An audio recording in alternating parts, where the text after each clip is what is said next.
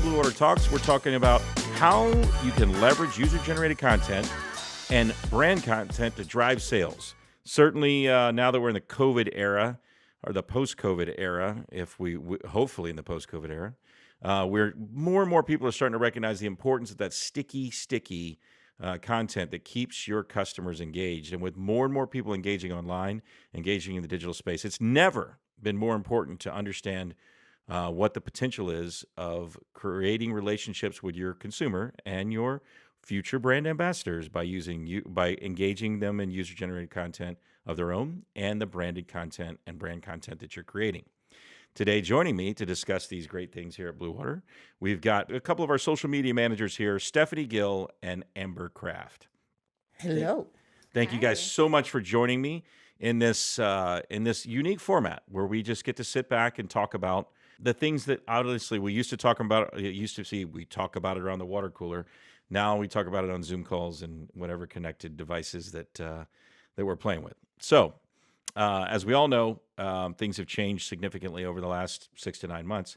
But regardless of that, the situation that we're looking at now, and even before COVID, is that how do you create these followings? We really want to discuss today how important user-generated content is, and how it can be impactful for your brands, as well as how people share it, how they tie in and engage with your content, how you can take, especially now, how you can take this type of elements and these type of pieces in your social media platforms, and how that becomes the relationship, I guess, you keep with your customer. And we've seen great brands do it. I mean, right now we're in what we believe is the great age of direct to consumer. So your engagement that you have with your customers and your potential clients has never been more important to today. Or what are brands missing if they don't integrate brand content and user-generated content into their platforms? I think that that word that you mentioned, relationship, is key in creating user-generated content. Is that connection with real people and the sign that you get it, that you know what they're feeling, that you are able to take that piece of content and communicate the pillars and the messaging of your brand in a digital format. So definitely the relationship piece is key in creating that type of content.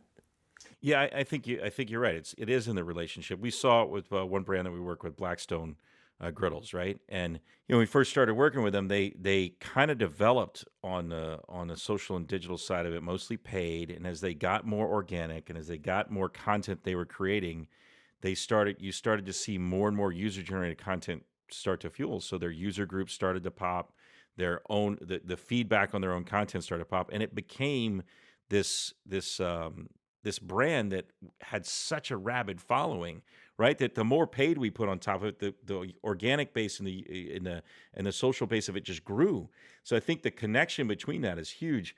I always say, look, you can buy as much traffic as you want. You can buy as many people as you want coming to engage with your brand. But if you don't have something sticky, if you don't have any content that's sticky, or if they're not fully engaging the brand, are you going to keep them long?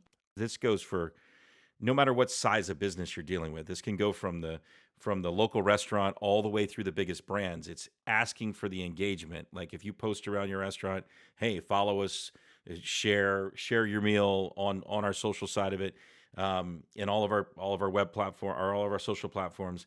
That engagement starts to create this energy and this feel, and that's what makes the authenticity really start to happen. How important is it, the content, Amber? How important is it that it's authentic and real and meaningful content, as opposed to what seems as contrived or fake or overly produced?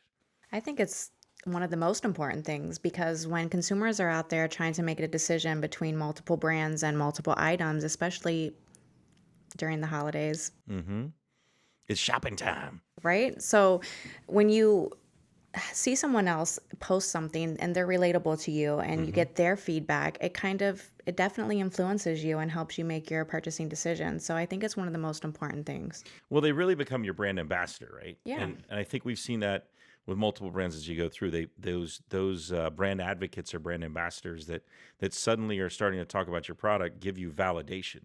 And how I think from a standpoint of, if you have the right triggers now to turn them to the purchasing environment and turn them to the ability to shop and buy, then that validation is very real. Is there a good time or a bad time when you see organic or user gen content to kind of give that, what we would say, that call to action, or that trigger that says shop now, buy now? Do you attach buy now buttons to any of your user gen? I mean, where do you go with it? Yeah, that's a great question. I would say that it is definitely valid to use UGC in your ads. Of course, you have to ask for permission and go through the proper channels. But seeing ads with real people talking about the product in a way that's relatable, in using language that you would use, it's definitely more convincing than a professional or an actor sometimes talking about the product, because you feel that it is scripted, that is Right. meant to make you buy. However, when you don't feel that pressure, when you feel like you are the one making that decision, then I think brands would be like very surprised to see the results. I personally, I bought something yesterday because of an UGC ad. So they're definitely very effective in convincing you that you are making that decision yourself. You can put a ton of content out there. Yeah. I mean, you can make content all day for the smallest companies to the biggest companies, and only some of it's going to stick, and only some of it's going to have that traction. Here was an interesting piece of data from Junkin Media that we looked at.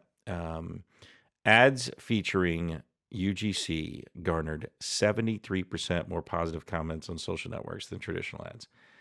I wouldn't have thought that. I wouldn't have seen that, coming, because I come from a background. I'm a producer and director. I want my stuff slick and finished and beautiful and exactly the way I want it. But why? I mean, why is that the case? I think it's challenging from our perspective as the brand and the producer, being able to let our guard down and accept this kind of content. But it definitely is the case. We see it all of the time with our campaigns. The UGC content, it just resonates with people. It makes it more human and relatable, and it's what's really working. And I would say, just like any other trends we've seen in social media and digital, it might change tomorrow. So don't think that this is gonna be the rule forever. However, if it is a trend, if it's something that's working, you don't want to miss out as well. So Yeah. go ahead and test it. It might not be for your brand. It might not feel authentic. So the only way to know is to put it out there and see how people react to it. Well, you got to stay nimble for sure. I mean, I think the other side of this that comes out is sometimes you post something, and I'll give you an example of one of the posts we made at one of the restaurants we manage. We posted an oyster that was enormous, right? And it was a joke post, right? It was like, let me throw this out there, put a disclaimer on the post that said, our oysters aren't this big, kind of the whole thing, right? But the negative that came out of it was bigger than the positive, because the oyster was the size of a hand, right? Nobody really wants an oyster that big, right? But when we first put it out there, we thought, well, hell, this will be one of those things that it'll go viral because it's get out there and people will share it a lot because it's just an enormous oyster. Nope. They jumped on it. They went super negative on it. And how do you deal with things that when you see now that was a controlled post by the brand, right? But when it's UGC content and it's negative UGC content, how do you deal with that, and how do you make that a positive marketing message? Yeah, I can speak to that. I would say that you have to have a plan before that happens. So just like you have to be ready to deal with a crisis before the crisis, blows up in your face.